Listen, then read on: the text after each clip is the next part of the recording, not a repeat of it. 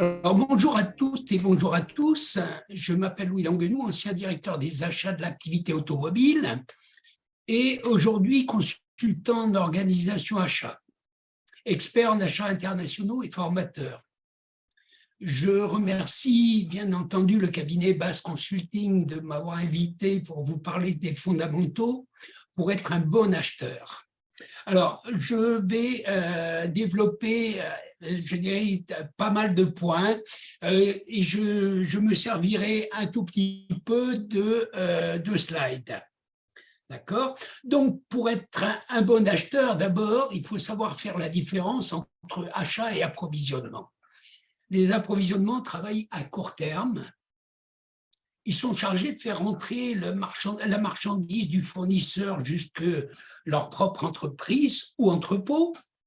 Ils sont en charge des flux physiques de marchandises et flux d'informations. Quant aux achats, les achats travaillent à moyen et long terme.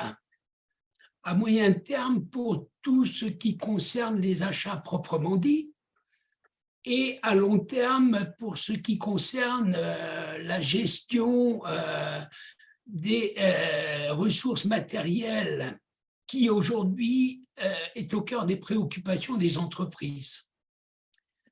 La gestion des ressources vise un seul objectif, consommer moins pour consommer mieux, c'est-à-dire économiser sur les matières et aussi sur les dépenses. Et les achats sont en charge des flux financiers et des flux d'informations. Donc, important pour un bon acheteur de faire la différence entre ses achats et ses approvisionnements. Un bon acheteur doit aussi être capable de comprendre l'enjeu financier des achats et de comprendre l'impact des achats, notamment sur le résultat financier de l'entreprise. L'impact sur le résultat financier se fait d'une part en générant du cash par la négociation des délais de paiement plus longs afin de permettre à l'entreprise de disposer de liquidités. D'autre part, par les économies sur le montant des achats, bien entendu, et les deux slides qui suivent nous permettent de voir l'impact des économies achats sur le résultat de l'entreprise. Alors, nous allons voir ces deux slides rapidement. Je dirais qu'il s'agit d'un compte schématique. Prenons un compte schématique où nous avons d'un côté les ventes pour 2 milliards de francs CFA et de l'autre côté les achats qui représentent 50% des ventes, soit 1 milliard. Puis les autres charges, c'est-à-dire frais de personnel, frais de structure, etc., qui représentent 45% des ventes, soit 900 millions. Si on fait la différence entre les achats, les ventes moins les achats et les autres charges, on obtient un résultat de 100 millions. Ce résultat représente 5% du chiffre d'affaires. Maintenant, si la direction fixe aux achats un objectif de réduction des coûts de 3%, nous voyons sur le slide suivant, et je passe au slide suivant, je dirais que 3% sur 1 milliard représente 30 millions. Si nous reprenons notre compte schématique, les ventes n'ont pas changé et restent à 2 milliards. Les achats, en revanche, passent de 1 milliard à 970 millions, tenant compte des économies de 3%, soit 30 millions. Les autres charges ne changeant pas. Si nous faisons les ventes moins les achats moins les autres charges, le résultat passe de 100 millions à 130 millions. Ce qui signifie que les 30 millions d'économies achats se retrouvent directement sur le résultat. Les entreprises l'ont bien compris et fixent aujourd'hui des objectifs annuels de réduction de coûts aux achats afin d'augmenter le résultat. Et ceci est important pour un acheteur. Un bon acheteur, c'est aussi comprendre l'enjeu stratégique des achats. Aujourd'hui, les entreprises se recentrent sur leur cœur de métier et sous-traitent ou externalisent tout ce qui n'est pas métier afin d'être plus performante en confiant à des entreprises spécialisées la réalisation des pièces ou prestations auparavant exécutées dans l'entreprise.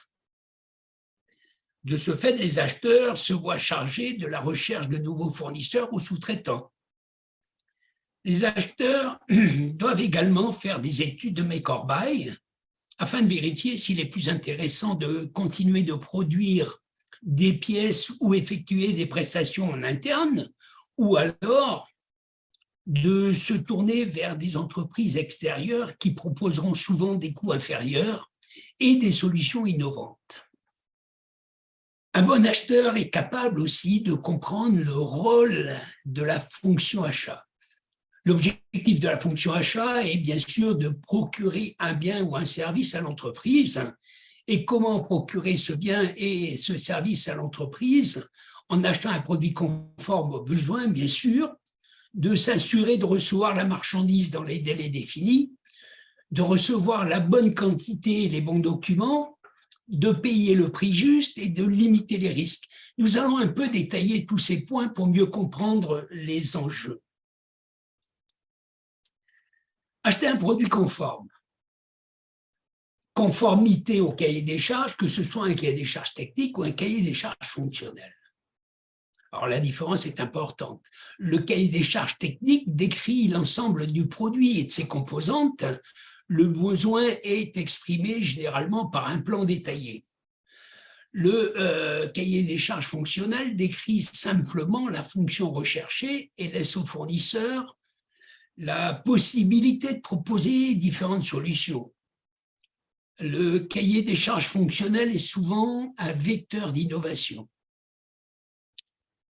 Aujourd'hui, un bon acheteur participe à la rédaction du cahier des charges avec le prescripteur, car pour bien négocier, il faut connaître le produit et c'est au moment de la rédaction du cahier des charges que l'acheteur peut comprendre le besoin et poser les bonnes questions au prescripteur sur, d'une part, la composition du produit, mais également les contraintes liées à ce produit, etc. C'est aussi à ce moment que sont déterminés le poids des différents critères, que ce soit coût, qualité, délai, risque, etc., qui serviront lors de l'établissement du tableau de comparaison des offres, qui servira à départager les fournisseurs. Un bon acheteur, c'est aussi s'assurer de recevoir la marchandise dans les délais négociés. Le respect des délais de livraison négociés, c'est assurer la continuité de la production ou de la livraison au client. J'ai toujours considéré que le rôle le plus important de l'acheteur était le choix de ses fournisseurs. Plus les fournisseurs sont bons au niveau du prix, de la qualité, du délai et de l'innovation, etc., plus vous pouvez faire votre travail d'acheteur, ou plus l'acheteur peut faire son travail et se consacrer au sourcing, à la recherche d'innovation, etc., au lieu de passer son temps à régler les problèmes avec les mauvais fournisseurs. Je me souviens que lors des formations que je précise souvent aux participants, vous avez les fournisseurs que vous méritez. Souvent, ces participants précisent que ce ne sont pas eux qui les ont choisis. Et je leur réponds, vous ne les avez pas choisis peut-être, mais comme vous les gardez au panel, c'est bien de votre responsabilité. Je répète, j'ai toujours considéré que le rôle le plus important de l'acheteur était le choix de ses fournisseurs.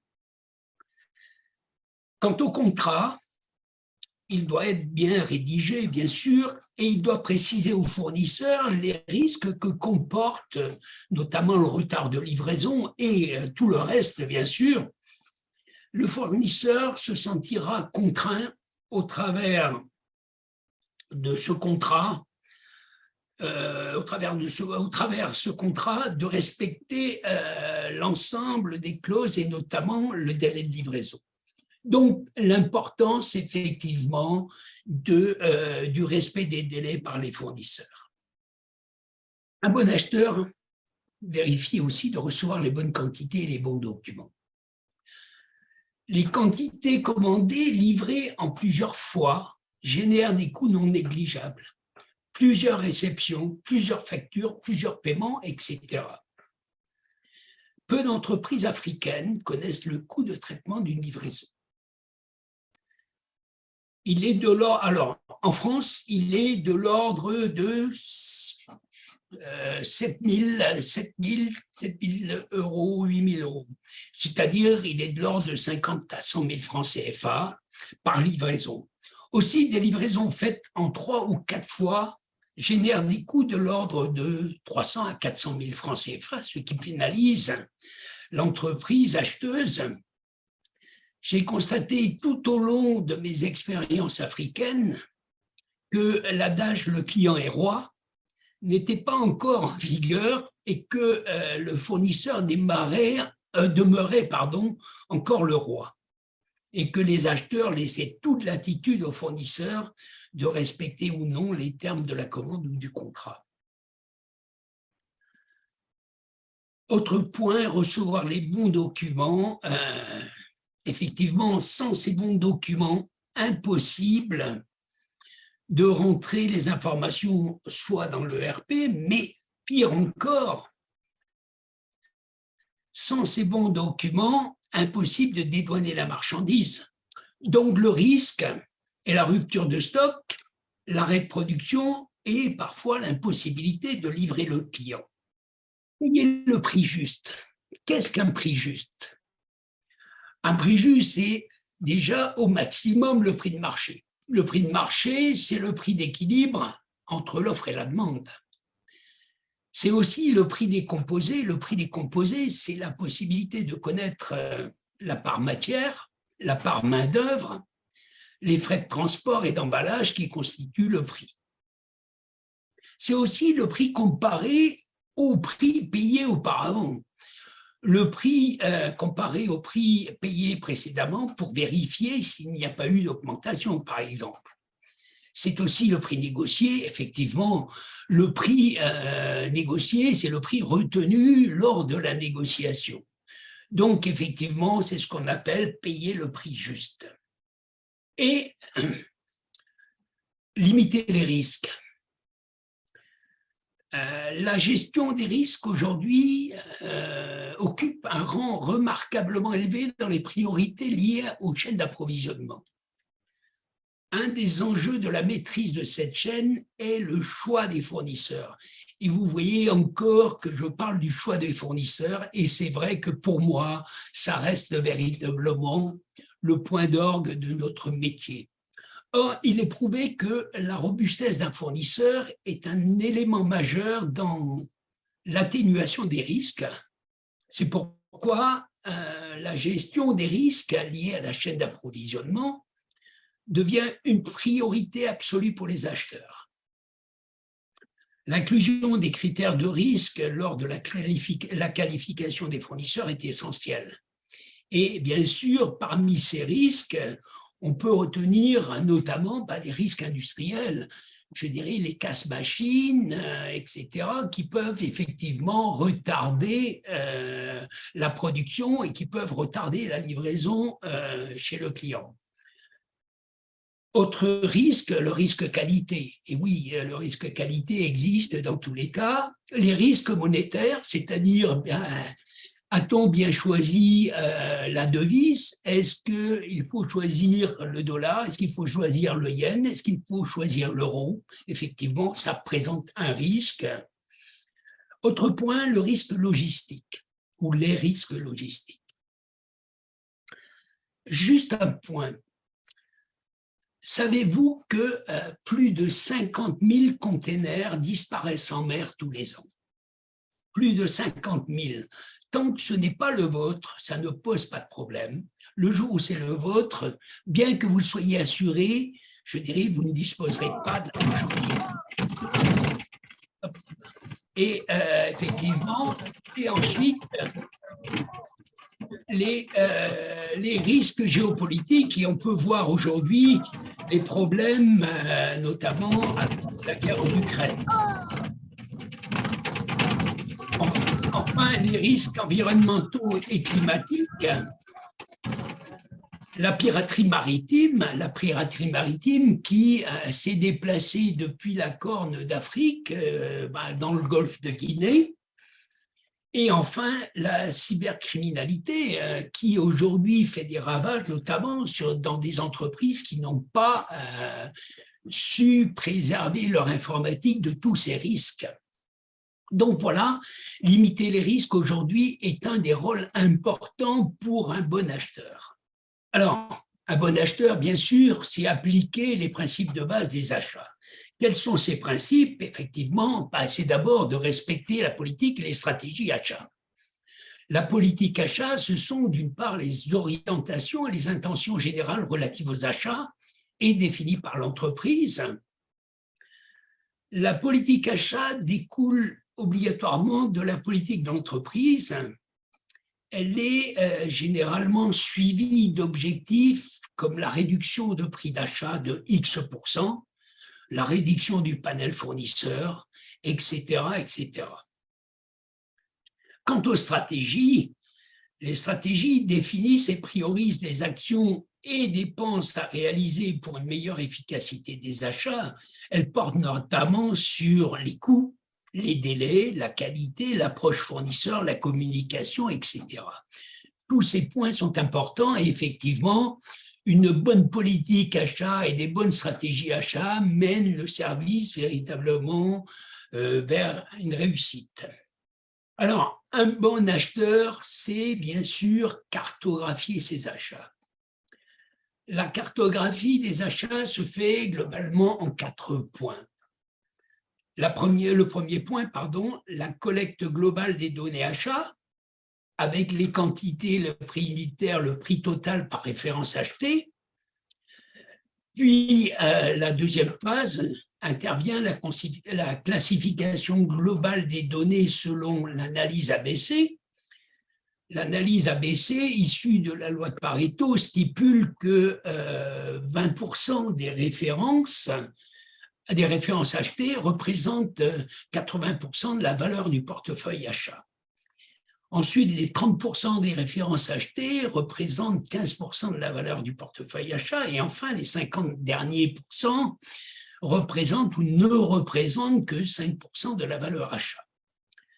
Donc, en partant de cette classification, on peut aussi derrière classifier l'ensemble des données famille par famille avec l'analyse ABC pour permettre à chaque acheteur de déterminer les références de catégorie A, B ou C qu'il a dans son portefeuille et qui vont permettre effectivement d'analyser et de prioriser les actions. Enfin, un des objectifs est de réduire le coût d'approvisionnement et de regrouper chez un même fournisseur des produits de même famille afin d'améliorer l'efficacité des achats, notamment en augmentant le pouvoir de négociation et en diminuant ou en réduisant les coûts logistiques. Un bon acheteur, c'est aussi effectuer une étude de marché ou une étude de marketing achat. Le marketing achat, tout simplement, c'est l'analyse du marché fournisseur. Ce marché fournisseur s'analyse sur 3 paramètres. D'une part, les fournisseurs de ce marché, d'autre part, les acheteurs de ce marché qui sont pour nous, pour l'acheteur, des concurrents à l'achat et qui peuvent influer sur ce marché. Et enfin, les produits, parfois, qui soient standards ou spécifiques. L'analyse du marché fournisseur permet d'obtenir les informations sur l'offre et la demande et donc de choisir la meilleure stratégie ou les meilleures stratégies d'achat.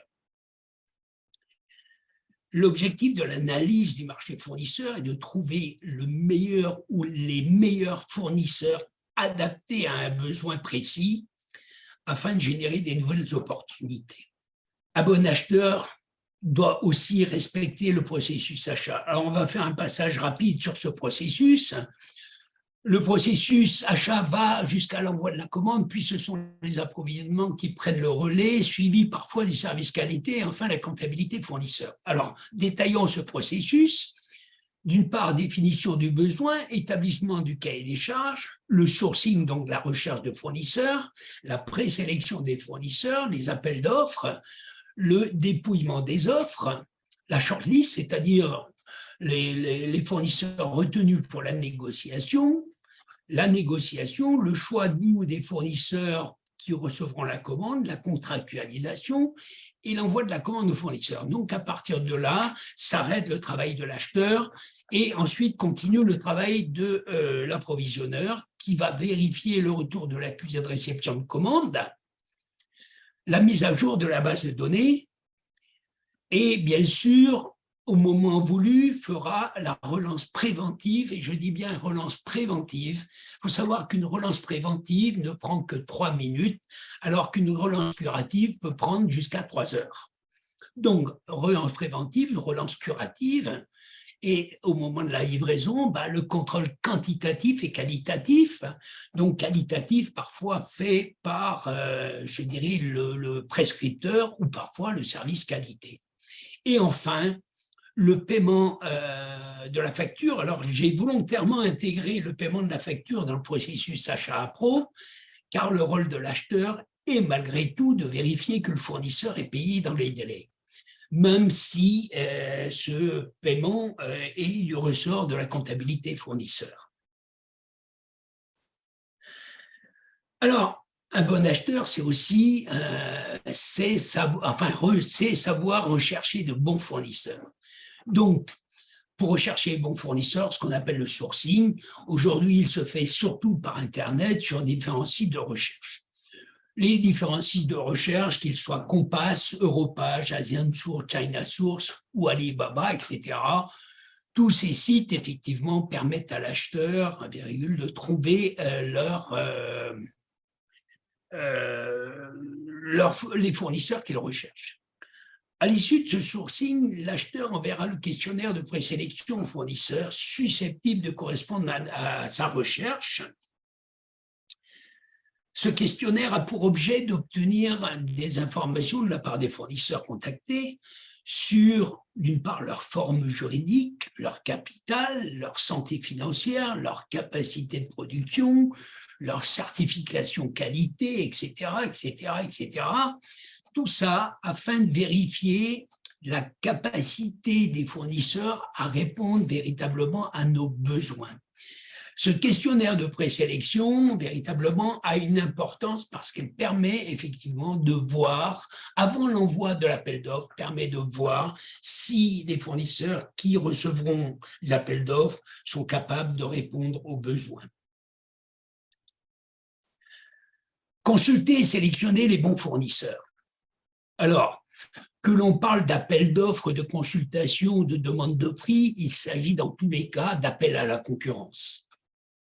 Il est certain que l'appel d'offres est réservé à des projets d'une certaine valeur.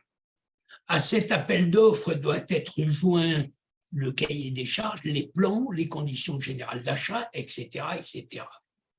Un tableau de comparaison permettra de comparer les offres fournisseurs en prenant en compte les critères définis lors de la rédaction du cahier des charges, dont j'ai parlé bien plus tôt.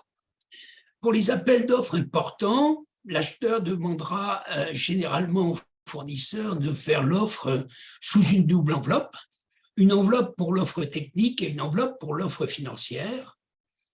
Les offres techniques sont examinées par le prescripteur ou les services techniques qui sélectionnent les offres techniques correspondant au cahier des charges, puis les offres financières correspondant aux offres techniques retenues seront ouvertes et donneront lieu à un tableau de comparaison, la décision étant prise la plupart du temps en commission. Un bon acheteur doit respecter les critères pour optimiser le choix des bons fournisseurs. 10 de ces critères ont été définis par Ray Carter, éminent spécialiste américain de la supply chain, et je me suis permis d'en rajouter 3 que je considérais comme importants. Donc, les 10 premiers sont la compétence du fournisseur, la capacité de production, l'engagement, le contrôle qualité, la solidité financière, le coût, bien sûr, la constance dans le niveau de qualité, la culture. Il est toujours plus simple de travailler avec un fournisseur qui est de la même culture. Bien sûr, l'éthique et la communication. Et à ces 10, j'ai bien rajouté la confiance parce que la confiance dans un fournisseur est important, le potentiel de partenariat et bien sûr l'innovation. L'innovation qui est aujourd'hui quelque chose de très important car il permet effectivement, je dirais, de réduire les coûts sans rogner sur la marge du fournisseur. Un bon fournisseur, un bon acheteur, pardon, c'est négocier et gérer les contrats. Il faut noter que dans bon nombre d'entreprises, la négociation représente une faible part de la contribution des achats au résultat de l'entreprise. Les acheteurs se dirigent de plus en plus vers l'innovation qui permet des réductions de coûts, tout en permettant au fournisseur de maintenir sa marge. Pour bien négocier, il faut respecter dans l'ordre les 4 phases, la phase de préparation, la phase de contact avec le fournisseur, la phase de conviction, et la phase de conclusion.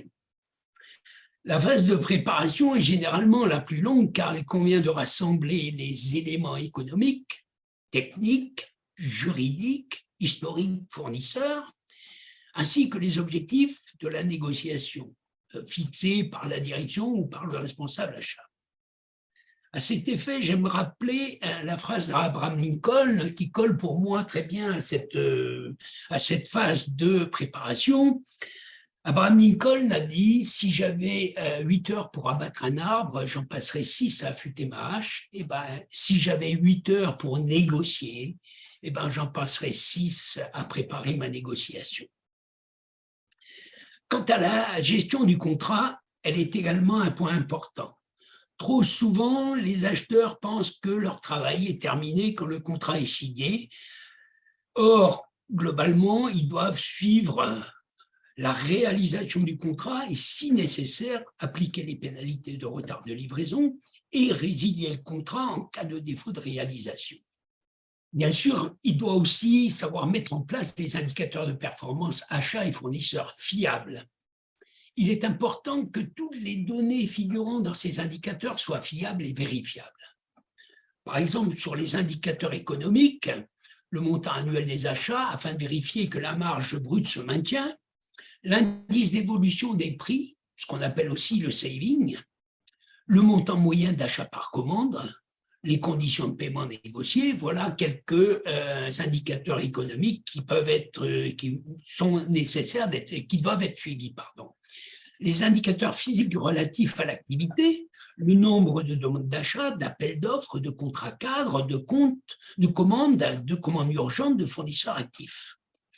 Oui, de commandes urgentes, parce qu'une commande urgente coûte généralement 2 à 3 fois plus cher qu'une commande normale.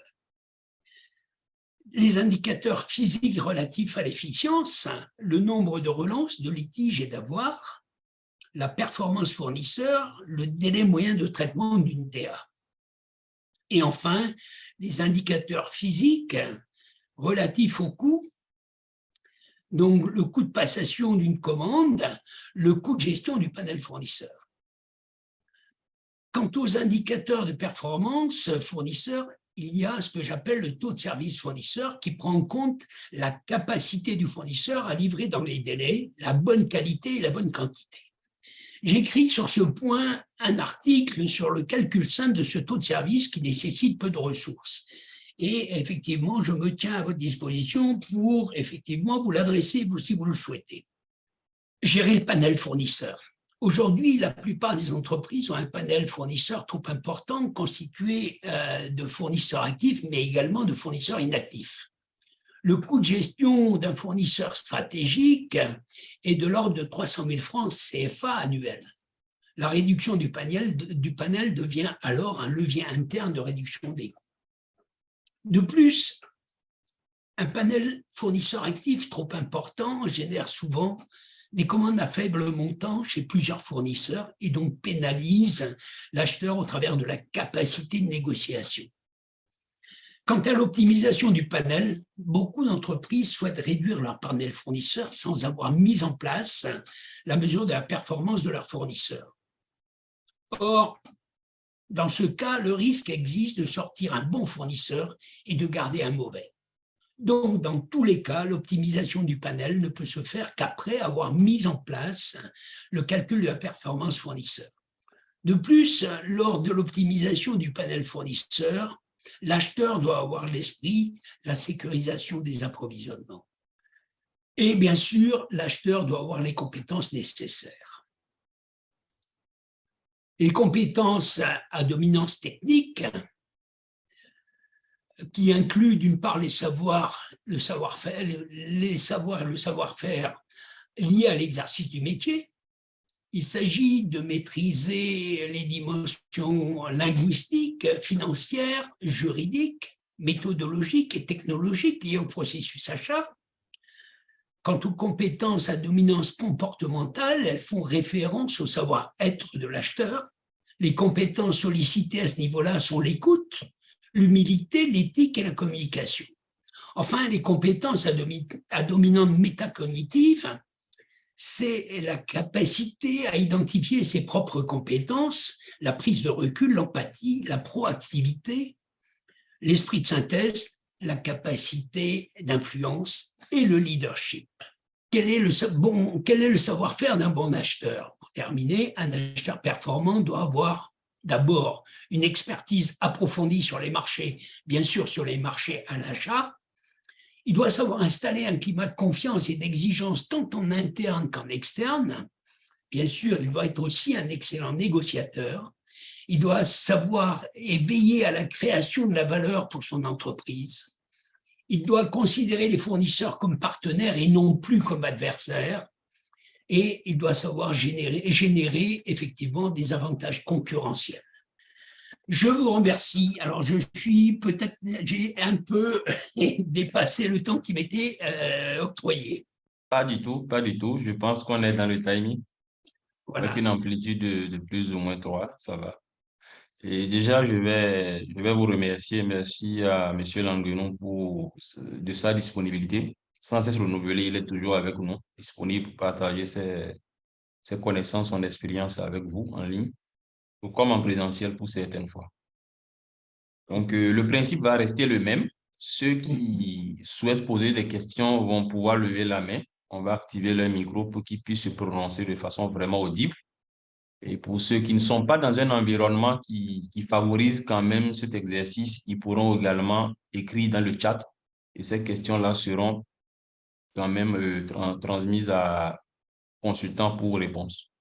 Donc, merci de lever vos mains et pour ceux qui veulent poser des questions, ces questions pourraient être posées directement aux consultants. Et entre-temps, c'est de vous rappeler encore une fois à vous et à vos organisations respectives qui seront aussi saisis, que M. Languenon, vous pourrez le retrouver sur ce thème de façon nettement plus détaillée. Probablement à Istanbul du 24 au 28 juillet, sur les fondamentaux, les méthodes et les outils pour quand même un vrai professionnel des achats. Ce thème-là qui a quand même intéressé beaucoup de structures, là ensemble fait à Abidjan d'ailleurs. Il y avait pour mémoire 2 organisations internationales qui ont participé et cela a été une très belle expérience. Donc, on compte la refaire avec vous à Istanbul et on espère que vos organisations seront quand même en fonction de leur plan de formation de la partie.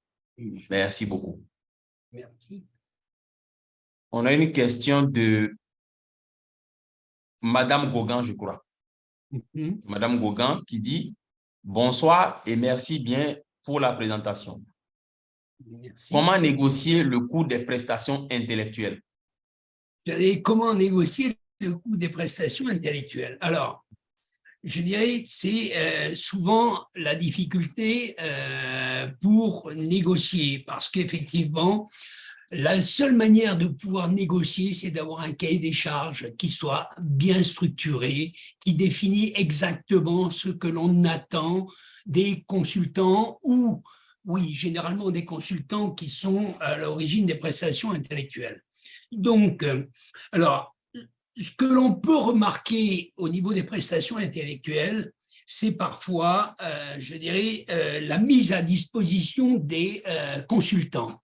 Et là, parfois, les cabinets ne jouent pas totalement le jeu parce qu'on voit dans beaucoup d'entreprises, je dirais des consultants considéré comme senior par le cabinet qui met à disposition, alors que généralement, ce sont des consultants juniors. Or, la différence de prix entre un consultant senior et un consultant junior est relativement importante. Donc, pour moi, un des premiers points de cette négociation, ou je dirais de vérification au niveau des coûts, c'est surtout de vérifier effectivement quelle est l'expérience ou quelles sont les expériences de ces consultants qui sont mis à disposition pour des prestations intellectuelles.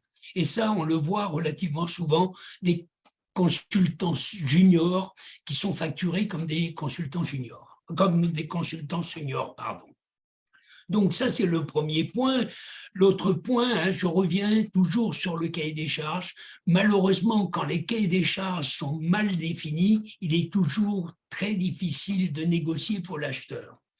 Donc, je vous invite, comme je l'ai précisé au départ de ce webinaire, c'est de participer à la rédaction du cahier des charges avec véritablement le demandeur pour comprendre le besoin, comprendre les contraintes, et à ce moment-là, vous serez en mesure véritablement de mieux négocier. Alors, j'espère avoir répondu à votre question. On l'espère. Et Madame Gauguin, je pourrais ajouter à la suite de Monsieur Languenon que nous avons prévu justement le mois prochain un webinaire. Le prochain webinaire, celui du mois de juin, qu'on va faire le 10 juin, de 15h à 16h GMT, même horaire, qui va porter sur le thème « Comment bien sélectionner un cabinet en marché public ». Oui. Bon, plus ou moins par extension, c'est un consultant, c'est-à-dire consultant personne physique, consultant firme. Donc, des thèmes de référence, des procédures de sélection et les meilleures méthodes de sélection qu'il faut pour sélectionner ces consultants-là seront abordées. Et cette thématique sera aussi abordée lors de nos différentes formations que nous allons organiser, que ce soit à Cotonou, bien à la fin du mois, à Abidjan, en Côte d'Ivoire, du 5 au 9, et à Dubaï du 12 au 21 mars également. Ces thématiques-là sont prévues pour être abordées. Donc, restez bien accrochés au programme et vous pourrez avoir ce programme sur le site web de Base Consulting. Enregistrez-vous, inscrivez-vous et soyez de la partie. Merci beaucoup. Merci. Je pense qu'elle a répondu merci bien et c'est bien, c'est bien. Ouais. Monsieur ou Madame Doroua Baya Salima qui dit « Bonjour, merci au présentateur pour la qualité de la présentation. Nous aimerions savoir si un responsable achat joue le même rôle qu'un responsable logistique. » Non. Je dirais le responsable achat s'occupe véritablement des achats, c'est-à-dire des dépenses de l'entreprise, c'est-à-dire il va engager l'entreprise sur l'ensemble des achats de l'entreprise, alors que le responsable logistique est en charge de tout ce qui est, je dirais, les flux physiques, c'est-à-dire l'acheminement de la marchandise depuis chez le fournisseur jusqu'à l'entreprise ou jusqu'à l'entrepôt, et parfois le responsable logistique, parce que là je parle de logistique amont, mais il est parfois aussi responsable de la logistique aval, c'est-à-dire du transport jusqu'au client final. Donc, je répète, le responsable achat a pour objectif d'acheter tous les besoins de l'entreprise. Le responsable logistique est là uniquement concernant les flux physiques, c'est-à-dire chargé d'approvisionner les marchandises qui ont été négociées par le responsable achat, les marchandises depuis le fournisseur pour arriver soit dans sa propre entreprise, soit véritablement dans un entrepôt. Alors, je vais quand même préciser une chose. Aujourd'hui, il y a un métier que l'on appelle la supply chain, et la supply chain, elle regroupe bien sûr le métier d'acheteur et le métier de logisticien, c'est-à-dire qu'un responsable supply chain, il couvre, je dirais, tous les domaines depuis le fournisseur jusqu'au client final, c'est-à-dire qu'il englobe le métier des achats, le métier des approvisionnements, le métier de la logistique transport, le métier de la gestion des stocks, je dirais même le métier de la planification de la production, le métier de l'ADV, administration des ventes, et le métier je dirais, de la livraison, enfin du gestionnaire du stock de produits finis pour la livraison chez le client final. Voilà. Merci beaucoup, Monsieur Languenon. Je vous en Madame prie. Gauguin qui revient, je pense que là, elle est en train petit à petit d'aborder les thèmes de formation de base consulting parce qu'elle demande cette fois-ci le responsable moyen généraux. Quel rôle alors? Qu'est-ce que c'est qu'un responsable des moyens généraux? Les moyens généraux, généralement, c'est, je dirais, l'entretien du bâtiment, c'est la gestion de la sécurité de l'entreprise, c'est la gestion, j'aurais tendance à dire, c'est la gestion de l'entreprise au travers de ses bâtiments. Voilà. Donc, il est vrai que dans certains cas, ce qui, à mon avis, n'est pas tout à fait normal, je dirais, le responsable de services généraux est amené à négocier des contrats. Or, je dirais, pour moi, le responsable de services généraux, comme tout autre responsable de service, n'est juste qu'un client auprès du service achat, c'est-à-dire qu'il doit exprimer son besoin et le service achat doit répondre à son besoin en recherchant les fournisseurs et en négociant un contrat pour satisfaire ce responsable des services généraux. Madame Gauguin, on espère que vous avez bien reçu la réponse de Monsieur Languenon. Et j'aimerais encore une fois ajouter ici que du 7 au 15 août, nous avons justement un thème de formation à Casablanca au Maroc sur le thème les responsables moyens généraux des managers multi-compétences. Donc, ce thème-là, vous allez l'avoir programmé à Casablanca du 7 au 15 août. Au Maroc, il y a déjà des entreprises d'ailleurs de la Côte d'Ivoire qui se sont déjà engagées alignées sur ce thème. Donc, on espère que les autres entreprises ici présentes à travers vos personnes pourront aussi s'inscrire. Vous serez saisis et ces formations seront disponibles dans le programme de formation de base consulting. Cela sera envoyé. Ne vous en faites pas. On va le faire à l'hôtel Onomo City Center à Casablanca. Madame Gauguin, merci beaucoup. Elle a répondu, elle a dit merci. Merci. Monsieur Doroua Baya Salima, apparemment, aujourd'hui, sont des billes de questions. Il revient. Comment devient-on, en parenthèse, supply chain manager? Y a-t-il des formations appropriées? Si oui, pouvons-nous être orientés? Oui, alors il existe des formations, effectivement. Aujourd'hui, il y a des écoles qui forment au niveau d'un master 2 en supply chain. Et donc, je dirais, un master 2 en supply chain ne démarrera pas obligatoirement comme directeur supply chain, mais je dirais, ça fera partie de son objectif de carrière. Donc, il existe, alors en France, il existe plusieurs écoles qui forment. Alors, je sais aussi qu'il y a un cabinet en France qui s'appelle la Ségos et qui forme sur une période de, je crois, 18 jours. Cette formation fait l'objet d'une certification.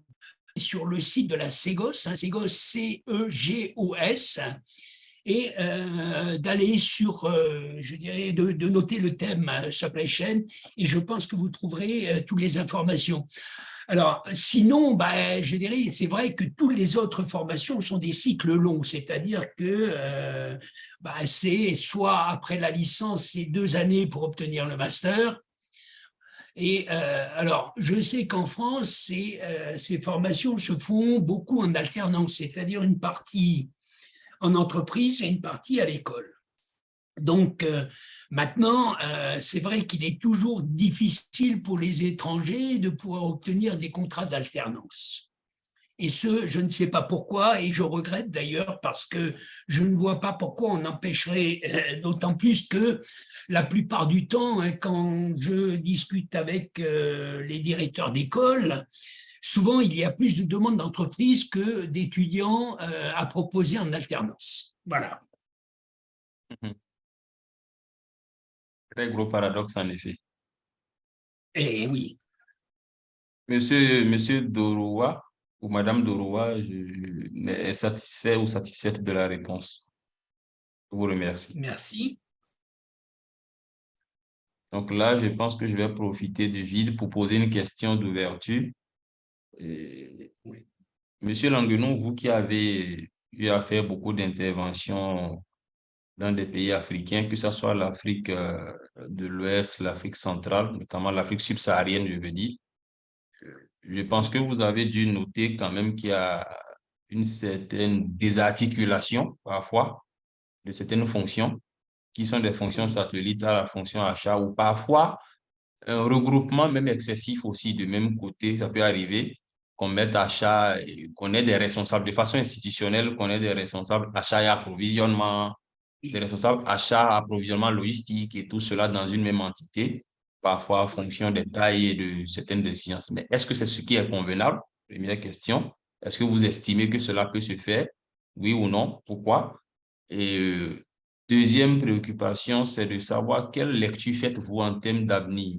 Cette fonction-là, comment est-ce que vous pensez qu'il faut mieux la réorganiser pour que les entités africaines que nous avons, les entreprises, puissent quand même en tirer davantage profit? Merci. Euh, déjà pour répondre à votre première question, je dirais que je vais faire un parallèle avec l'évolution de la fonction en Europe et l'évolution de la fonction en Afrique. Je dirais, c'est vrai qu'en Europe, il y a une vingtaine d'années, 25 ans, on était aussi sur, je dirais, des responsables achats-approvisionnement. Je dirais, nous n'avions pas vu à l'époque l'intérêt de séparer ces deux fonctions parce qu'effectivement, bien que complémentaires, elles sont complètement différentes.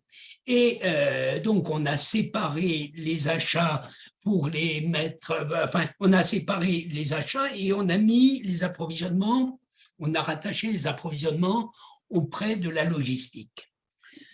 Je dirais ça s'est fait il y a 25 ans. Si je compare l'évolution aujourd'hui du métier de l'acheteur en Afrique, je dirais on est encore dans cette phase-là. Globalement, hein, pour résumer, on a eu dans le développement des achats en Europe, on a eu globalement 4 phases. La première phase, c'est 1916 jusqu'à 1973, globalement, où les achats étaient uniquement, je dirais, un pool de dactylo ou simplement un service qui tapait les commandes, sachant que, je dirais, la négociation, la recherche de fournisseurs était faite par les différents services hors achat.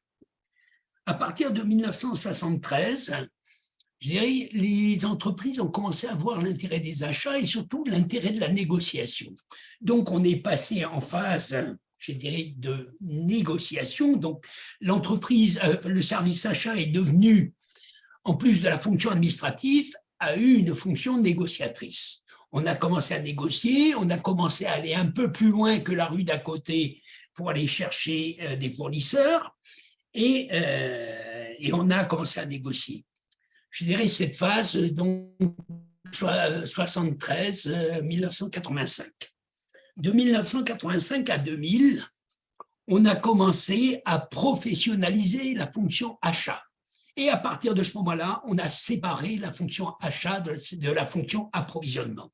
Et je parle bien de la professionnalisation. On a vu de nombreuses écoles s'ouvrir et former les achats et former les logisticiens et approvisionneurs. Et aujourd'hui, depuis l'an 2000, on est sur, je dirais, la maturité des achats. Alors, pourquoi j'ai fait cette historique? Parce que, si vous voulez, je suis persuadé, intimement persuadé, que les entreprises en Afrique feront exactement la même démarche. Aujourd'hui, vous avez commencé, alors je dis on parce que je me sens aussi un peu africain, je dis on a commencé effectivement à faire de la professionnalisation. On a commencé à faire des formations au niveau des achats. Donc, on est en phase 3, c'est-à-dire, et là, on va commencer, je dirais, dans les années qui viennent, à séparer les achats des approvisionnements. Je dirais que c'est une phase qui va effectivement se faire, je dirais, parfois difficilement, mais je dirais ça se fera parce qu'on verra l'intérêt de séparer les deux fonctions. Et je dirais la quatrième phase viendra après, c'est-à-dire la recherche de maturité au niveau des achats. Donc ça, c'est ma première question. Rappelez-moi votre deuxième question. La deuxième, c'était par rapport à la lecture que vous faites de l'avenir de cette fonction-là. Et je pense que vous l'avez déjà un tout petit peu abordé, hein, de par votre Oui, expérience et oui. comment elle Alors, pourrait être de façon institutionnelle. Vous avez aussi abordé cela par rapport au rattachement achat logistique qui se faisait précédemment alors à l'avenir de cette fonction.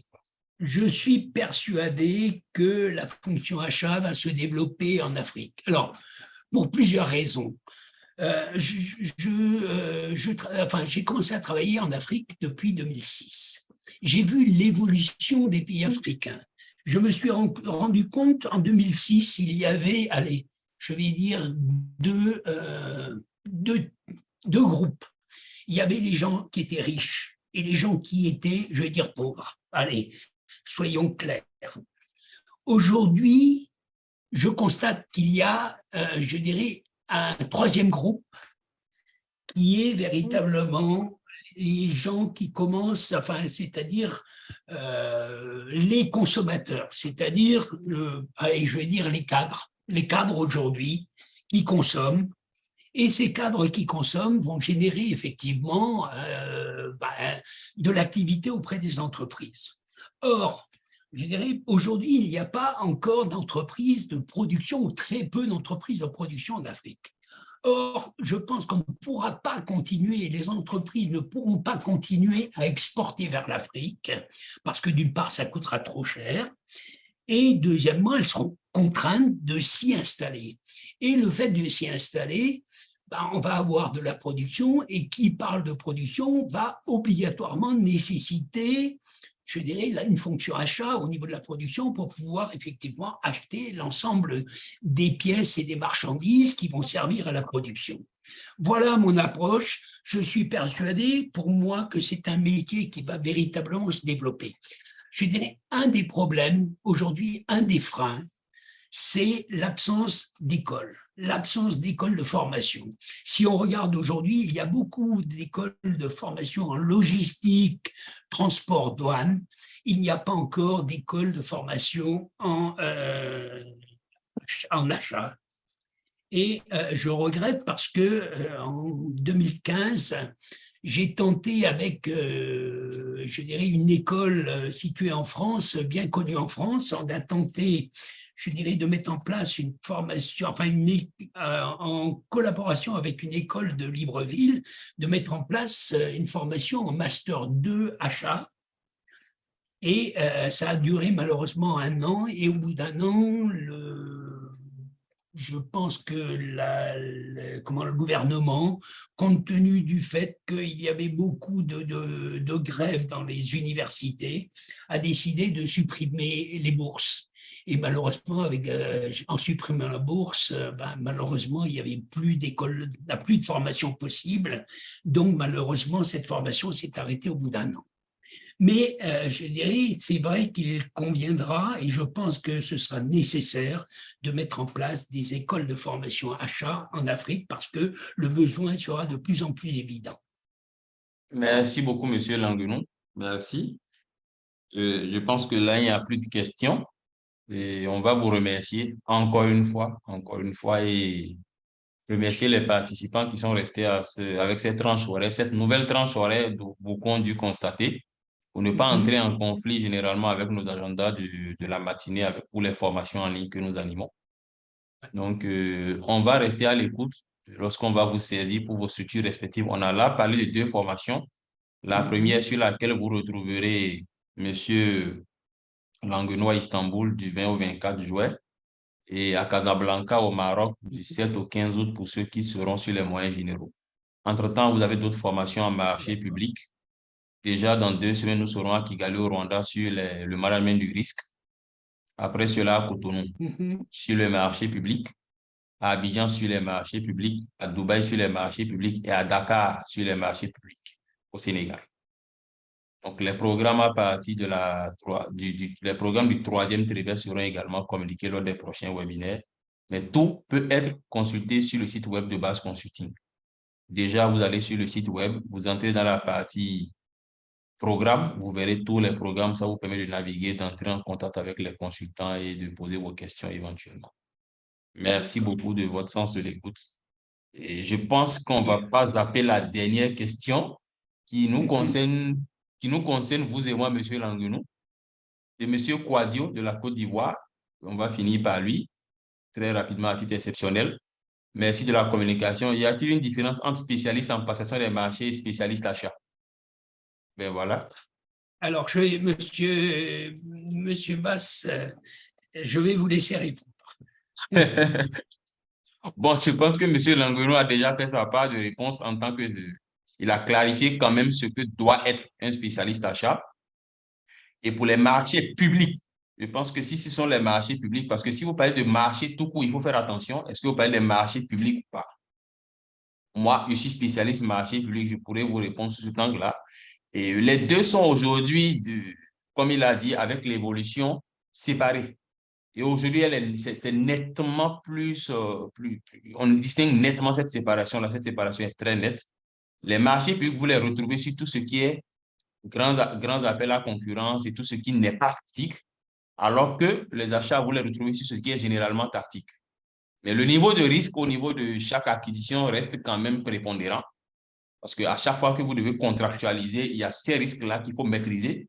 Monsieur Languenou a parlé, sauf erreur de ma part, de cartographie des risques. C'est valable en achat, c'est valable en marché public.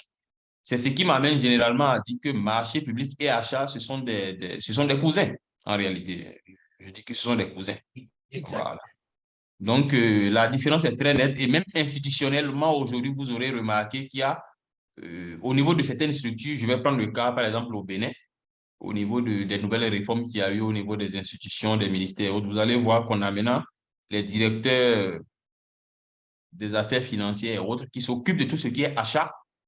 Je ne parle pas du directeur lui-même, de son entité, de la direction affaires financières qui s'occupe de tout ce qui est achat. Et vous avez les responsables marché public, notamment une personne responsable de marché public et son équipe qui s'occupe de tout ce qui est marché public. Donc, c'est nettement séparé aujourd'hui, il n'y a plus d'amalgame possible. Alors que quelques années auparavant, il y avait cela. On avait des directeurs de ressources financières et matérielles qui s'occupaient à la fois des achats et des marchés publics. Mais aujourd'hui, cette fonction-là a évolué et elle est nettement distinguée. Monsieur Doroua demande, pouvons-nous avoir une idée sur la formation qui démarre le 20 mai prochain et qui est relative au projet de la Banque mondiale? Bon, c'est l'instant pub toujours. Monsieur Doroua, cette formation online-là, vous pouvez la voir sur le site web. Elle démarre le 20 mai. C'est sur 5 week-ends successifs. Donc, les samedis de 8h à 12h GMT, sur 5 samedis successifs, sur les procédures de la Banque mondiale, notamment le nouveau règlement 2020 de la Banque mondiale. Et on va aborder tout ce qui est gestion de planification des marchés publics, tout ce qui est contractualisation, les nouvelles méthodes de sélection, les études de cas, les partages d'expérience pendant 5 week-ends. Donc, voilà un peu de quoi il va s'agir.